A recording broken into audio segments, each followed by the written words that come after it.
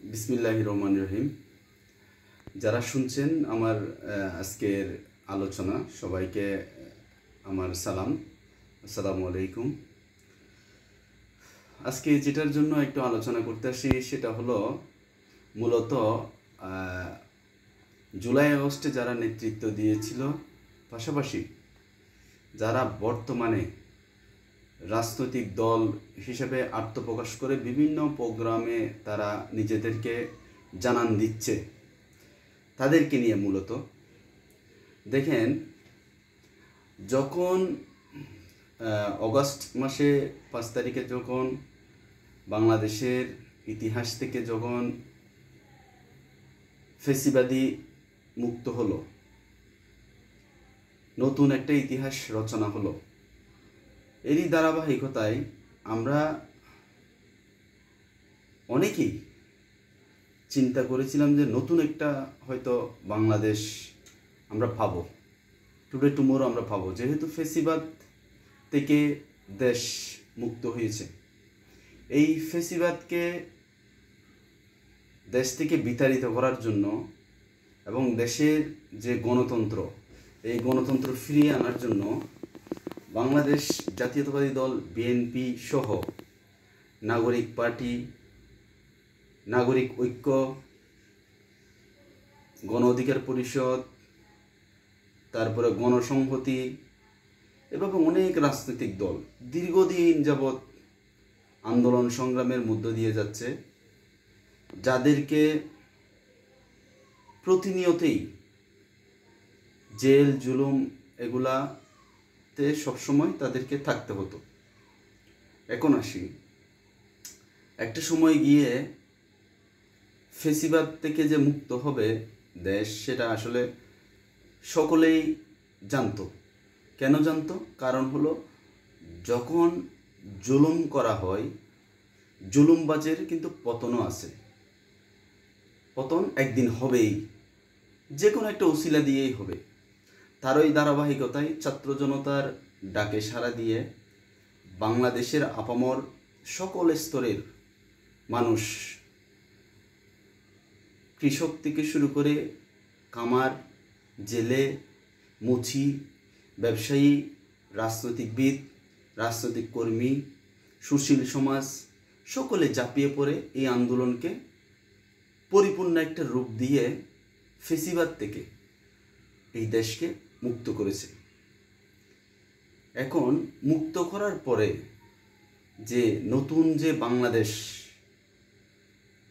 গড়ার যে স্বপ্ন দেখেছিল প্রতিটি মানুষ, এই স্বপ্ন এখন আর কেউ এই স্বপ্নের ভবিষ্যৎ কেউ আর দেখতেছে না। ভবিষ্যৎ পুরোটাই অন্ধকার দেখতেছে। কারণ বৈষম্য বিরোধী ছাত্র আন্দোলন থেকে যারা নেতৃত্বে ছিল, তারা মিলে একটা জাতীয় নাগরিক পার্টি গঠন করেছে। আমরা মনে করেছিলাম এই দেশটা যারা দেশ পরিচালনা করবে তাদের হাতে দিয়ে দিবে।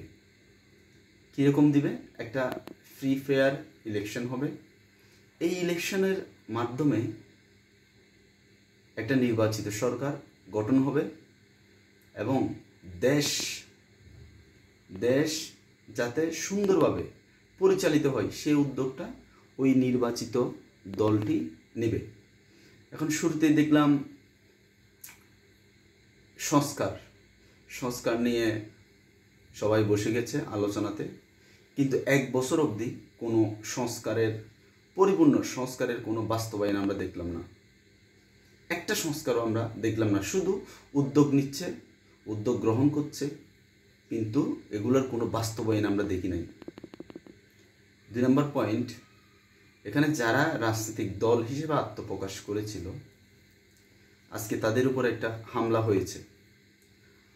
দেশে যেহেতু বিগত 1 মাস যাবৎ একটা উদ্যত্তপূর্ণ একটা পরিস্থিতি বিরাজমান, এই পরিস্থিতিতে তাদেরকে কেন গোপালগঞ্জ যেতে হবে ভাই? বাংলাদেশে 64 জেলা, তার মধ্যে একটা জেলা বাদ দিল না। আজকে বাংলাদেশের পরিস্থিতি অন্যরকম হয়ে গেল।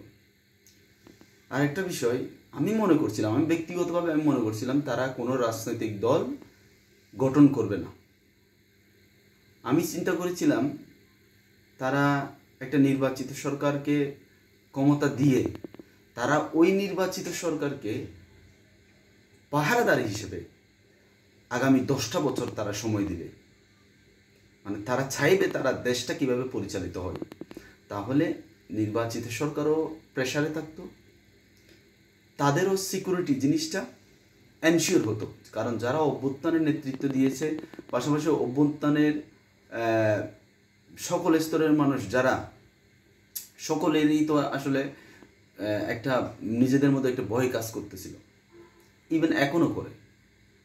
তো সকলকে মনে করছিলাম যে সকলে মিলে একটা নির্বাচিত সরকারের কাছে দায়িত্ব দিয়ে দিবে, তারা কিভাবে এই দেশটা আগামী 10টা বছর কিভাবে পরিচালনা করে সেটা একবার দেখার দরকার ছিল সিকিউরিটি হিসাবে।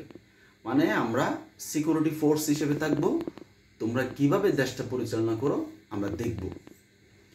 এই 10 বছরের ভিতরে যারা এই অভ্যুত্থানে নেতৃত্ব দিয়েছিল অনেক ছাত্র, তারা 10 বছরের ভিতরে তারা সুসংগঠিত হয়ে তাদের যে একটা ম্যাচুরিটি, পলিটিক্স একটা দেশকে রিপ্রেজেন্ট করতে হলে তার ম্যাচুরিটির দরকার। ওই ম্যাচুরিটিটা মিনিমাম আগামী 10 বছরের ভিতরে তারা পরিপূর্ণতা পেত। পাশাপাশি তারা জনগণের মাথার তাজ হিসেবে থাকতো, তাজ হিসেবে মাথার ওই যে বলে না একটা মণি হিসেবে থাকতো। এটা কিন্তু তারা করে নাই। তারা কি করছে, ক্ষমতা, তারাই এখন ক্ষমতায় যেতে চায়। এটা কি সম্ভব? একটা স্টুডেন্টের বয়স 24 নাহলে 25, একজন সংসদ সদস্য হতে গেলে তাকে মনোনয়ন দাখিল করতে গেলে 28 ইয়ার্স হতে হয়। কিন্তু তারা এখন ক্ষমতায় যাওয়ার জন্য এটাকে 22 অর্থাৎ 22 বছর মনোনয়ন যাতে সাবমিট করতে পারে, 16 বছরে ভোটার আর 22 বছরে মনোনয়ন। তো তাদের শুভ বুদ্ধির উদয় হোক। আজকের আলোচনা এখানেই রাখলাম। সবাই ভালো থাকবেন।